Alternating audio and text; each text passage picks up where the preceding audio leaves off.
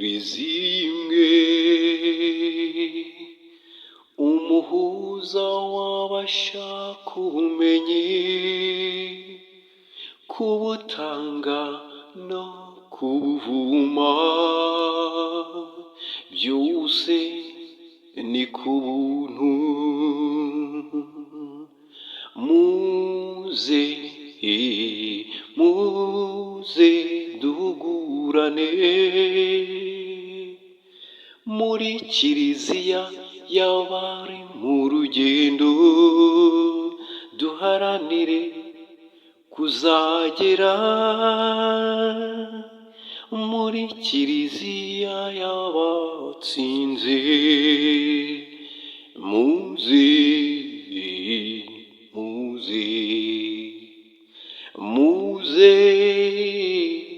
twungurane ubumenyi.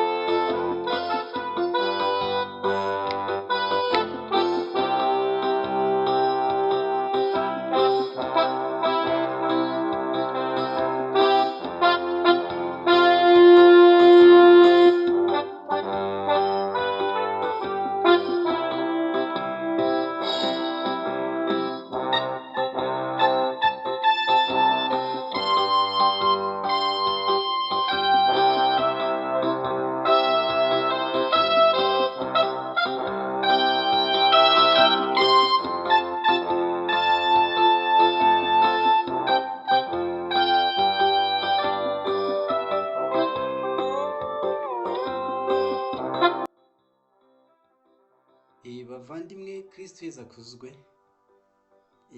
Nongeye kwishimira kubana namwe kuri televiziyo Kirizimwe, aho tuganira ku biganiro bitandukanye, rimwe tukigana bitewe n'icyo mwifuje ndetse n'icyo dufitiye amakuru ahagije dukwiye gusangira.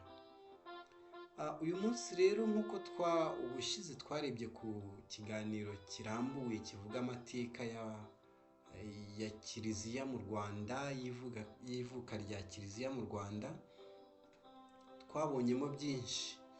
Tubona abagize urwo ruhare guturuka ku ntumwa kugeza Kiliziya igeze iwacu mu Rwanda. Utarakibonye wakireba, ni amateka ya Kiliziya Gatolika mu Rwanda.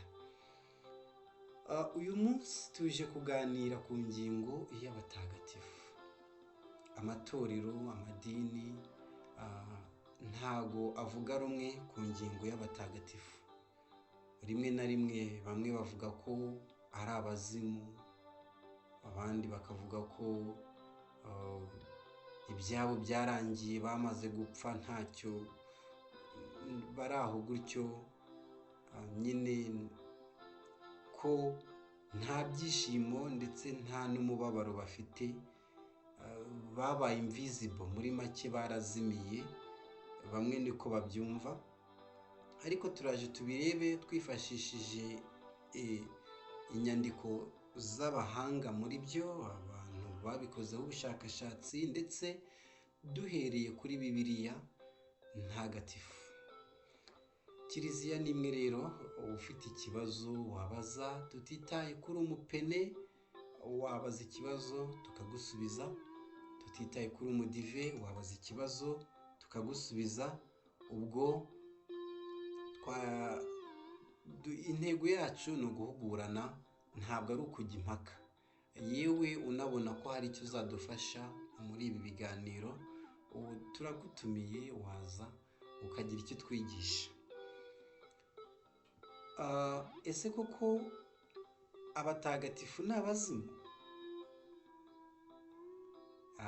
Reka dukurikirane, turaza gusoza neza tubibonye, tumenyeho byinshi, ndetse ku buryo nta n'undi uzongera kutuyobya. Reka duhere ku masomo dukunda gusomerwa ku ku munsi mukuru w'abatagatifu bose.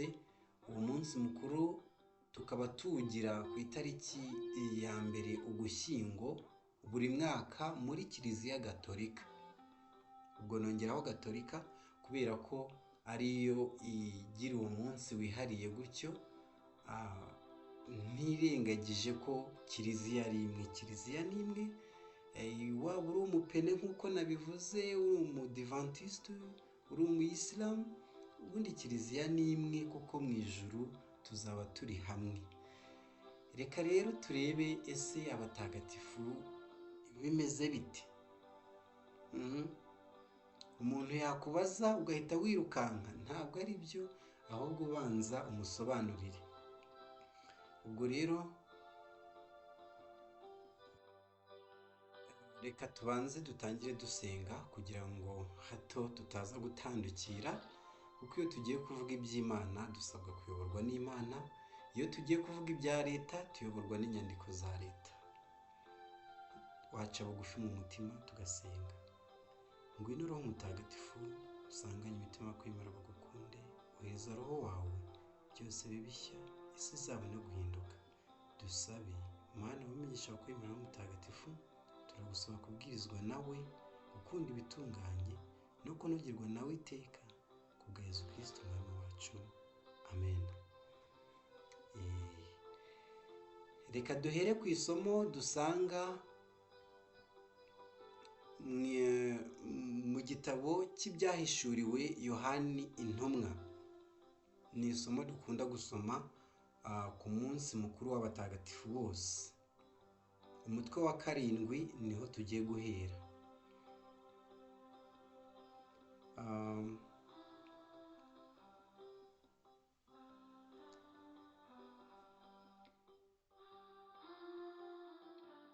Reka dukurikire. Ufite Bibiliya dushobora kugendana. Nuko ndongera mbona undi mumarayika uzamuka ava iburasirazuba, afite ikashe y'Imana nzima. Avuga mu ijwi riranguruye, abwira ba bamarayika 4 bari bahawe ububasha bwo kugirira nabi isi n'inyanja, ati muririnde kugirira nabi isi, inyanja cyangwa ibiti, mbere y'uko turangiza gushyira ikimenyetso ku gahanga k'abagaragu b'Imana yacu. Nuko numva umubare w'abashyizweho ikimenyetso, abantu 144,000 bo mu miryango yose y'Abayisiraheli. Nyuma y'ibyo mbona imbaga nyamwinshi y'abantu umuntu atashobora kubarura, baturutse mu mahanga yose, mu miryango yose, mu moko yose no mu ndimi zose. Bari bahagaze imbere y'intebe y'ubwami n'imbere ya Ntama, bambaye amakanzu yererana kandi bafashe imikindo mu ntoki. Bakavuga mu ijwi riranguruye bati ubucunguzi n'ubw'Imana yacu yicaye ku ntebe y'ubwami bukaba n'ubwa Ntama. Iryo ni ijambo ry'Imana. Irindi jambo ry'Imana dusoma ni Zaburi ya 24 mu dukubo 23. Iyo Zaburi nayo ikaba igira iti Uhoraho niwe mushumba wanjye, ntacyo nzabura. Niko Zaburi ivuga. Uhoraho niwe mushumba wanjye, ntacyo nzabura. Andagira mu rwuri rutoshye, akanshora ku mariba y'amazi afutse, maze akankomeza umutima. Anyobora inzira y'ubutungane, abigiriye kubahiriza izina rye. Isomo rya 2 turisanga mu ibaruwa ya mbere ya Yohani Intumwa, umutwe wa 3, umurongo wa 1 kugeza ku wa 3. Nimurebe urukundo ruhebuje Imana Data yadukunze, kugeza n'aho twitwa abana b'Imana, kandi tukaba turi bo koko. Dore impamvu isi idashobora kutumenya, ni uko itamenye Imana. nkoramutima zanjye, ubu turi abana b'Imana, ariko uko tuzamera ntibiragaragazwa. Gusa tuzi ko igihe Kristo azigaragariza tuzaba dusa nawe, kuko tuzamureba uko ari by'ukuri. Umuntu wese kandi umufiteho ayo mizero arisukura nk'uko nawe ari umuziranenge. Iryo ni ijambo ry'Imana. Ivanjiri tuyisanga mu nkuru nziza uko yanditswe na Matayo, umutwe wa 5 umurongo wa 1 kugeza ku wa 13. Iragira iti: Yezu abonye icyo kivunye cy'abantu aterera umusozi aricara, abigishwa be baramwegera. Nuko araterura arigisha ati, hahirwa abakene ku mutima, kuko ingoma y'ijuru ari iyabo. Hahirwa abiyoroshya, kuko bazatunga isi nk'umurage. Hahirwa abababaye, kuko bazahozwa. Hahirwa abasonzeye ubutungane bakabugirira inyota, kuko bazahazwa. Hahirwa abagira impuhwe, kuko bazazigirirwa. Hahirwa abakeye ku mutima, kuko bazabona Imana. Hahirwa abatera amahoro, kuko bazitwa abana b'Imana. Hahirwa abatotezwa bazira ubutungane, kuko ingoma y'ijuru ari iyabo. Murahirwa nibabatuka, bakabatoteza, bakanababeshyera ku buryo bwose, ari njye babahora. Nimwishime munezerwe, kuko ingororano yanyu izaba nyinshi mu ijuru.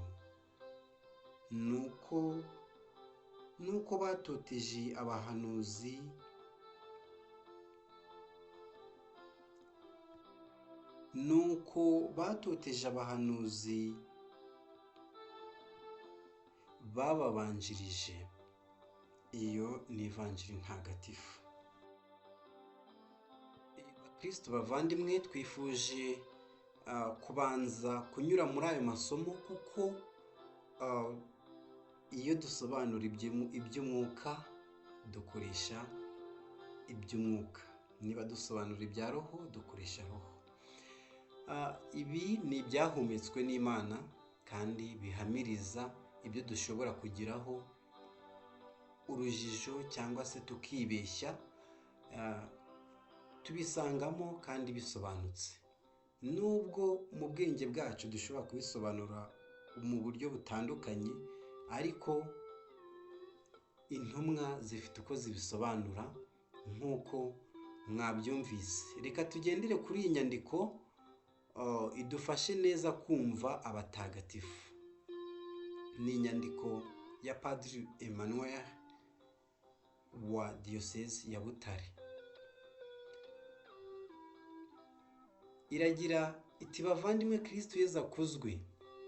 Turahimbaza umunsi mukuru w'abatagatifu bose, abadahemuka banogeye rurema, intwari zatabarukanye ishema n'isheja, nk'uko dukunze kubiririmba. Ni umuryango mugari w'abatsinze amage n'amagorwa y'iyi si, bakagororerwa ikamba ry'ijuru. Abo batagatifu tuvuga si ibimanuka, yewe si n'abantu bavukiye ahadasanzwe cyangwa se mu buryo budasanzwe. Byongeye, si umubare runaka Imana yabigeneye. Mbese abantu bose bumviye Imana bagakora ugushaka kwayo, baba abamenye gusa isezerano rya kera, baba n'abamenye n'isezerano rishya. Muri bo harimo ababyeyi bacu, abavandimwe, inshuti, abaturanyi, abo twamenye, abo twakoranye, niba barabaye abakristo, bagakora ugushaka kw'Imana, bakarangiza neza batarambitse hasi umukiro n'ikimenyetso bahawe na Kristo muri kiliziya ye. mu ntangiriro za kiliziya uno munsi mukuru wahimbazwaga nyuma gato y'iminsi mikuru ya pasika na pentekosti, kugira ngo bagaragaze ko iyo bahimbaza abatagatifu aba ari umutsindo wa Yezu Kristo, we watsinze urupfu akazuka, we watsinze urupfu akazuka, baba bahimbaza mu bumwe bamwemeye. Ihimbazwa ry'abatagatifu bose ku itariki ya mbere Ugushyingo buri mwaka ryaba ryaratangijwe na Papa Gregoire wa gatatu mu kinyejana mu mwaka wa 835, ahayinga mu mwaka wa 741, ubwo ni mu kinyejana cya 8, nibwo uyu Papa Gregoire yatangije yifuje ko nyine yatangije iki gikorwa cyo kuba bakora umunsi uhuriweho n'amahanga. Reka tubisubiremo neza. Papa Gregoire wa gatatu ahagana mu mwaka wa 741 nyuma ya Yezu, ubwo ni mu kinyejana cya 8, niwe watangije iki gikorwa. Mu mwaka wa 835 akaba ariho Papa Gregoire wa kane yasabye ko umunsi mukuru w'abatagatifu bose wajya wizihizwa ku isi yose. Reka tuzirikane icyo amasomo matagatifu abitubwiraho kuri uyu munsi, twibanda cyane cyane ku ibonekerwa rya Yohana Intumwa. Mu isomo rya mbere nk'uko twaryumvise, kuri uyu munsi mukuru w'abatagatifu bose uhimbazwa ku itariki ya mbere Ugushyingo, twumvise Yohana Intumwa umumarayika azamuka, twumvise Yohana Intumwa mu ibonekerwa yagiriye ku kirwa cya Patimosi. Aratangira ati, njyewe Yohani mbona umumarayika uzamuka ajya iburasirazuba. Hirya gato akongera ati, mbona imbaga nyamwinshi y'abantu umuntu atashobora kubarura. Reka aka kantu tukumve neza. Mbona imbaga nyamwinshi umuntu atashobora kubarura. Ibyo biratwumvisha impamvu iri somo ritoranywa kuri uyu munsi, kuko nk'uko tubizi dufite ibitabo byinshi by'abatagatifu, hari ibivuga ubuzima bwabo ndetse n'ahagiye hari intondeke n'amatariki bizihirizwaho. abo dusanganywe ni abanditse mu bitabo byacu nk'abantu, ariko si bo bonyine banditse mu gitabo cy'Imana cyangwa se igitabo cy'ubugingo, kuko nk'uko Yohana bitubwira ni imbaga itabarika. Yohana aratangira neza atwumvisha ko ibyo ari kutubwira ari ibonekerwa, ntabwo ari inkuru isanzwe yabaye igihe n'ahantu runaka, ahubwo nyine ni ibonekerwa. Yari yatwawe buroho, yagiye mu mwuka, rikaba ariko tubyita, yari yatwawe roho.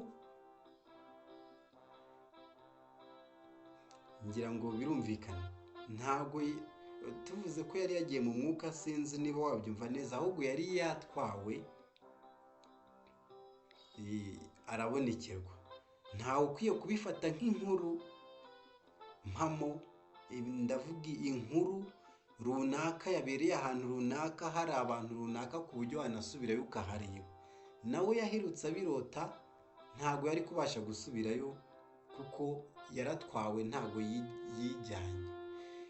Ibi kubyumva bidusaba kwinjira muri iyo si y'umwanditsi, aho gutwarwa n'amarangamutima yacu n'abacu, kuko hari benshi bandika byinshi bagendeye kuri iyi nyandiko ya Yohani, kuri iri bonekerwa, bagatuma abantu bakayobya abantu,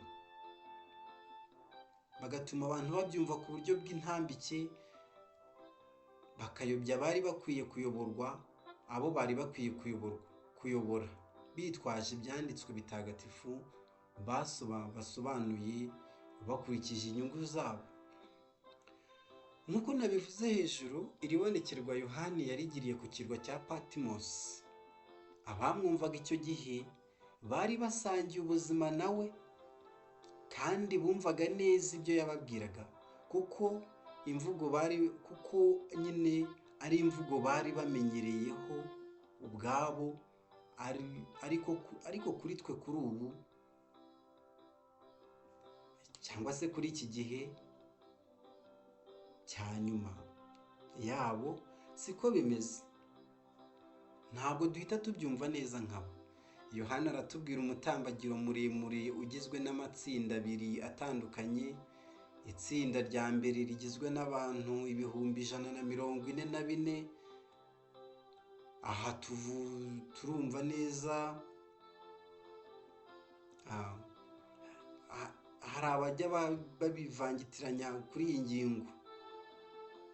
Ubundi uyu ni umubare ncamarenga uziranyweho n'ababwirwaga icyo gihe, abo Yohani yabwiraga. 144,000 ni ukuvuga imiryango 12 ya Isiraheli. Imiryango 12 ya Isiraheli. Gukuba intumwa 12 ukongera ugakuba 1000. Ni ukuvuga abahamya koko ko ari abakristu babikesha inyigisho z'intumwa. Abo bose nibo babarirwa muri uwo mubare. Abo ba mbere Yohani abita abagaragu b'Imana, bashyizweho ikimenyetso cy'Imana. Abita abagaragu b'Imana, bishaka kuvuga ikimenyetso bashyizweho ni batisimu. Nk'uko mu gihe cya Yohani ingabo z'Abaromani zashyirwagaho ikimenyetso ku gahanga kikaziranga aho ziri hose, n'uguye ku rugamba bakamenya ngo yari uwacu. Niko n'ababatijwe Yohani yagerageje kubibabwira, babwira ko ari ingabo za Kristo. Nabo bashyizweho ikimenyetso cy'umusaraba ku gahanga kibaranga aho bari hose. Hari abashaka rero kuza batwigisha izindi nyigisho, badusobanurira kiriya kimenyetso, mumbabarire kubivuga, ariko hari abatubwira ko kiriya kimenyetso ari isabato.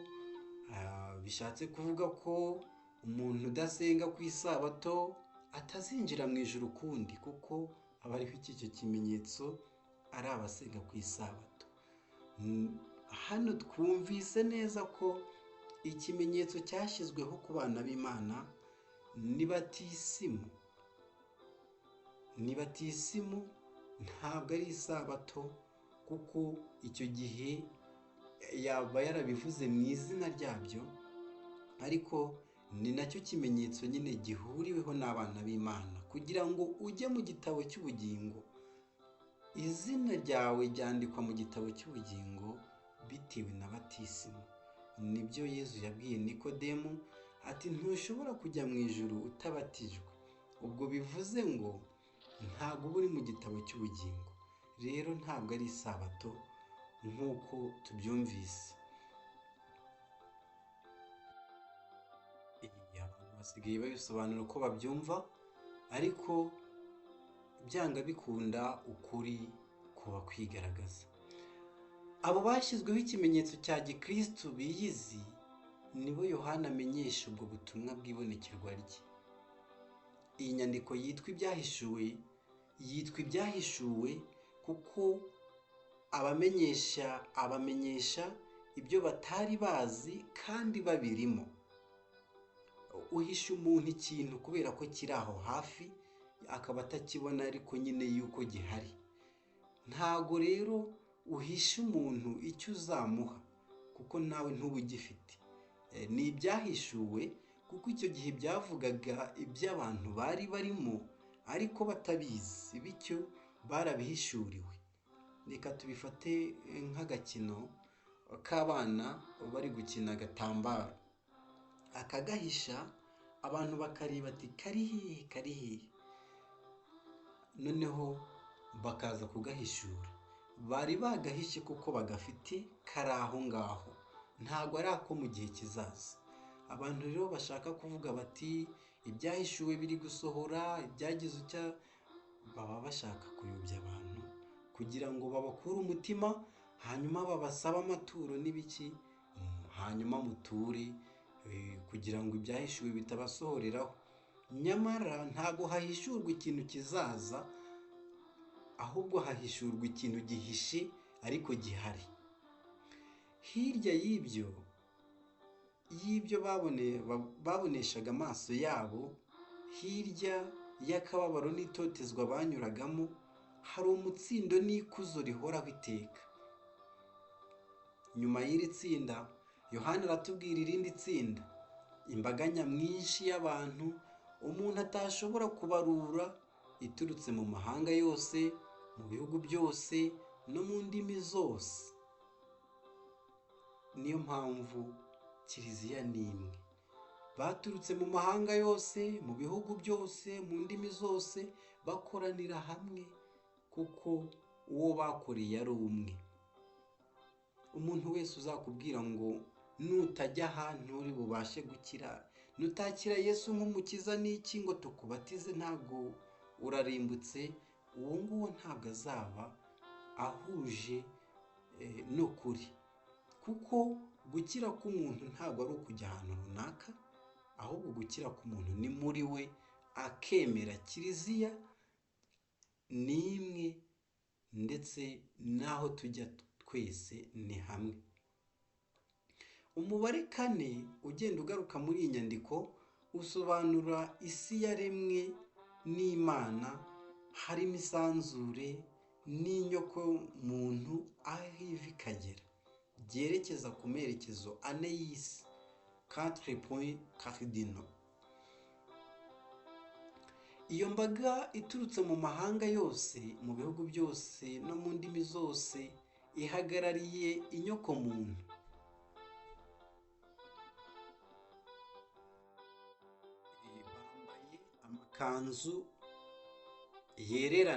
Bambaye amakanzu yererana, bisobanura ko bambaye umwambaro w'ubukwe, kandi bahagaze imbere y'intebe y'ubwami n'imbere ya ntama, bafashe imikindo mu ntoki. Kuba bahagaze nk'uko bakunze kugaragaza Kristo wazutse, bambaye amakanzu y'ubukwe n'imikindo mu ntoki, ibyo byose birasobanura ko barokotse amagorwa yose, nta marira, nta nduru, nta mihangayiko, bashyikiriye amahoro nyayo. Mwibuke ko icyo gihe Yohani yabihishuriwe nyuma y'uko yari yarakaranzwe ku gikarayi mu mavuta, akaza guhungirayo. Icyo gihe abakristo baratotezwaga bikomeye.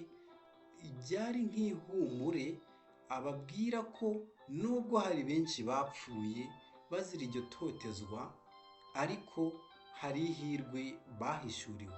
Ntago bapfuye ngo bazimire, ntago bapfuye nk'abahanwe, ahubwo nyine bahawe iryo hirwe.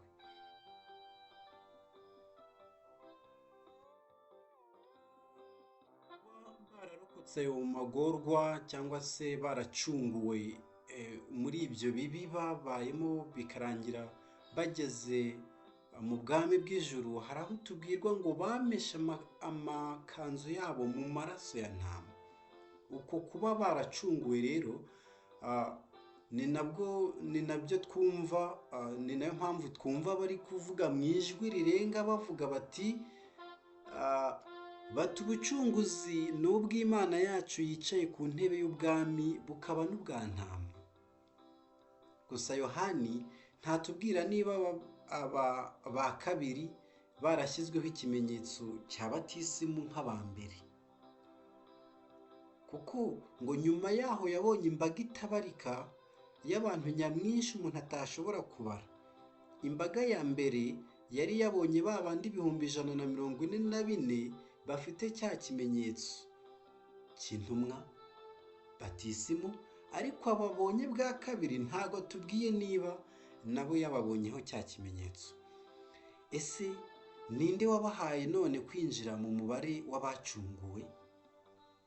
Birumvikana ko ari ya mbaga y'144, ya mbaga y'intumwa niyo yigishije ya mbaga yindi yaje yikurikiye, cyangwa se ibikorwa by'aba batagatifu. Reka mbe ndikoresheje nubwo tutari twarigereye ku gihe, ariko nyine ibikorwa by'aba bandi bishwe batotejwe, barimo na Yohana ubwe waje gupfa, byaje kubyara imbuto. Twese turemera, ibihugu byose turemera, tugendeye ku bimenyetso bikomeye bagize. Bityo tubyara imbaga umuntu atabasha kubarura. Ba bantu 144, umubare shusho uvuga abantu benshi, twari twabonye ko ari ababatijwe kugera ku gihe cya Yohana intumwa, babikesheje inyigisho z'intumwa. Muri icyo gihe bari mu itotezwa rikomeye ahagana mu mpera z'ikinyejana cya mbere. Bityo ukwihangana kwabo n'ubuhamya byabo nibyo bizatuma bakomokwaho n'imbaga nyamwinshi itabarika y'abahamya ba Kristo. Ubuhamya bwabo n'imbuto beze nibyo abubu dukesha kwemera no guhamya Yezu Kristo dushyize amanga. Amaraso y'abahowe Imana yabaye imbuto y'ubukristo nk'uko bikunze kuvugwa. Nibyo Pawulo mutagatifu akunze kwibutsa mu ibaruwa yandikiye Abanyefezi agira ati, muri inzu yubatswe ku kibanza cy'intumwa n'abahanuzi, maze Yezu Kristo ubwe akaba ibuye riyishyigikira. Tubisanga mu ibaruwa Pawulo intumwa yandikiye Abanyefezi umutwe wa 2 umurongo wa 20. Aha natwe turabwirwa ko ubuhamya bwacu bwiza hari abo buzabera impamvu yo kuronka ubugingo bw'iteka. Bavandimwe, ubutumwa dusanga muri iki gitabo cy'ibyahishuriwe Yohana intumwa ku bakristu batotezwaga, twabuvuga mu magambo akurikira: nimukomere, nimushikame, kuko ubuhamya bwanyu buzera imbuto. Nimukomere, mushikame, kuko ubuhamya bwanyu buzera imbuto. Mu makuba munyuramo harimo umukiro w'abantu benshi kandi bose, binyuze kuri mwe. Mubabare, mwihanganira, mu gutotezwa, imbaga nyamwinshi izarokoka ku bwanyu. Bavandimwe, ibyo byose turabibwirwa kuri uyu munsi mukuru w'abatagatifu bose, ngo natwe bidukomeze mu nzira zitoroshye tunyuramo tugana ukindo wa Kristo muri ubwe.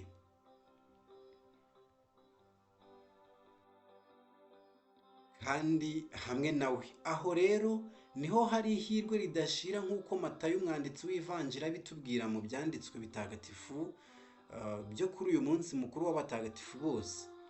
Iyo utumvise neza ibyo twahereyeho mu isomo rya mbere, wagira ngo ibivugwa mu ivanjiri ni ugushinyagura cyangwa se ni ugukwena. Nawe umuntu uravuga ngo hahirwa abakene ku mutima, hahirwa abababaye, urababaye, hahirwa abatotezwa, murahirwa nibabatuka, n'ibindi n'ibindi. Mu by'ukuri ibyo bintu bisomeye aha gusa ngo murahirwa nibabatuka, none umuntu nagutuka urahirwa? Ntabwo ari ibyo Bibiliya ishatse kuvuga. Duhereye ku cya mbere, aho avuga ko hahirwa abakene ku mutima kuko ubwami bw'ijuru ari ubwabo, kuko ingoma y'ijuru ari iyabo. Bisa nk'aho iri hirwe ribumbye andi mahirwe yose yavuzwe hino, banga andi yose ari naryo banga andi yose yubakiyeho. Tukibuka ko aha batavuga ubukene bw'ibintu, ibitungwa, kuko ubwo bukene Bibiliya iraburwanya kandi buragatsindwa. Birumvikana. Umwanditsi w'igitabo cy'imigani abivuga neza, ati Uhoraho urandinda ikinyoma n'uburyarya, undinde ubutindi cyangwa umurengwe, ahubwo ungenera ikintunga gihagije. Ibyo tubisanga mu gitabo cy'imigani umutwe wa 30 umurongo wa 8.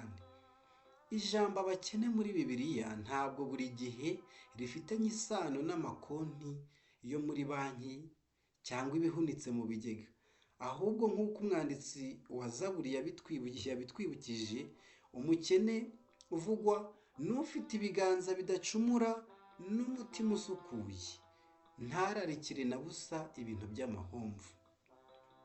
Ni wa wundi wemera ko akeneye Imana mu buzima bwe, akumva ko nubwo yakuzuza muri we ab'isi bose n'iby'isi byose, bitamunyura atarashyikira Imana. Umwe utiyuzura ngo Imana ibure aho itura,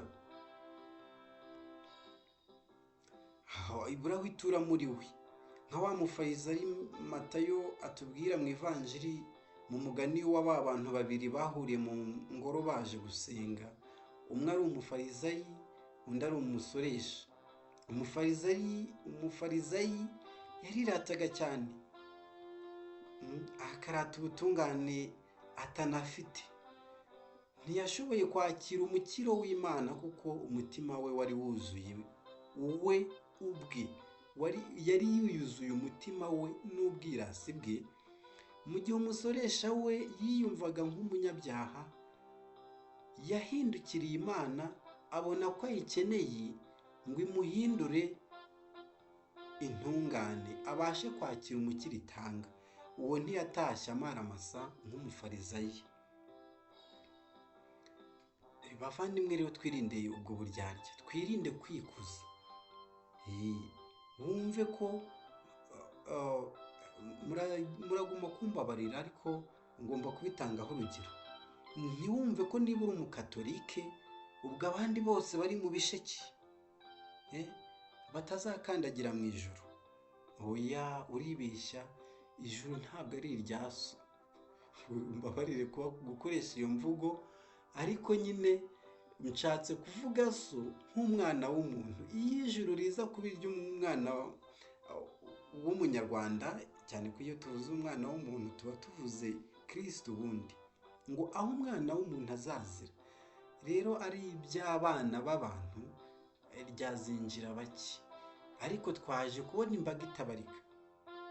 Bavandimwe rero, natwe icyo dusabwa ni ukugira uwo mutima ukennye wumva ko dukeneye Imana, tukumva ko ubuhungiro bwacu nta handi twabukura atari mu izina ry'Uhoraho, izina rya Yesu, ko ari we dukesha byose nk'impano aduha mu buntu bwe. Umutima ukennye ku Mana, ukaba ukeneye ya mahirwe yandi twumvise, kuba umunyampuhwe, umwubatsi w'amahoro, kwiyoroshya, kugira inzara n'inyota by'ubutungane. Hahirwa abasonzeye ingoma y'ijuru kuko bazahazwa, kuko byose ari impano y'Imana. Ibyo turabyibutswa kuko akenshi usanga abantu twibwira ko ihirwe ryacu riri mu butunzi, mu bubasha no mu bumenyi. Ugasanga ibyo twirukira usanga nyine ari ibyo bishira, nyamara byahe byo kajya. Burya Imana yihishurira abiyoroshya abagira impuhwe n'abatera amahoro. Niryo banga abatagatifu duhimbaza bashoboye guhishurirwa n'Imana maze barikenyereraho. Uyu munsi rero ku nyigisho y'abatagatifu, ese wowe ukenyereye kuki? Buri wese yakibaza akanisubiza. Bavandimwe, twisunze abatagatifu bose, dusabirane gukomera nk'abo, kuzarangiza no kuzasangira nabo umukiro cyangwa se umutsindo w'iteka. Nyagasani Yezu nabane namwe. Padiri Emmanuel Nsabanzima wa Diyosezi ya Butare niwe wanditse iki kiganiro. Atwumvishije neza abo twita abatagatifu. Hari abazakubwira ko abatagatifu Kiliziya yamaze kubanoma, bari mu bitabo, ubwo utarimo akaba atari we. Ariko siko twabibonye, sinako Kiliziya ibyigisha. Kiliziya yandika abizi, ariko Imana nizi byose. Ni nayo ifite igitabo cy'ubugingo nk'uko twabibonye, niyo ifitemo ya mbaga itabarika. Rero nta mpamvu yo kugira ngo twumve ko abatagatifu ari ibivejuru, ahubwo dukwiye kubigiraho. Iyo tubibuka ntabwo tuba twibuka abazimu. Nk'uko twabyumvise, Yohani yeretswe ko hari abavuye mu magorwa akaze y'isi. Ntabwo bayavuyemo ngo babe abazimu nk'uko bamwe babitubwira ko twizihiza abazimu. Oya, bayavuyemo bahabwa ihirwe ry'ingoma y'ijuru. Kandi mu bumwe bw'abatagatifujwe turasabirana.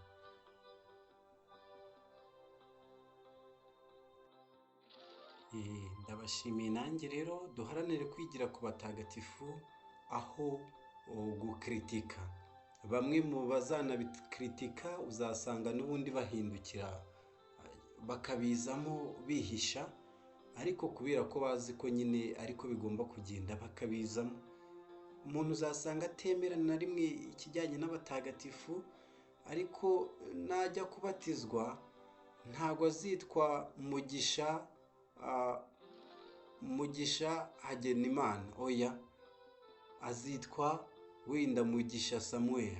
Bishatse kuvuga ngo yibutse ko Imana yahamagaye Samweli, ati Samweli. Yibutse ko Samweli ari umutagatifu, nawe ahisemo gukurikira inzira nk'ize. Rero dufate ibidufitiye umumaro, twoye kurwana n'iby'isi bihita, cyane ko aho tujya ari hamwe. Ese wazisanga ute uramutse usanze njye wise ko niyambaje umutagatifu ndi mu ijuru? Wazarwana? Oya, icyo gihe nta kurwana kuzabaho, ahubwo byose ni mu rukundo. Rero duharanire kwigira ku mateka, tubigireho kugira ngo tuzagere aho bageze. Twabonye ko ya mbaga yaje kuboneka ubwa kabiri yabikesheje bya 144 n'intumwa. Natwe rero reka twigire ku batubanjirije, tuzagira aho tugera.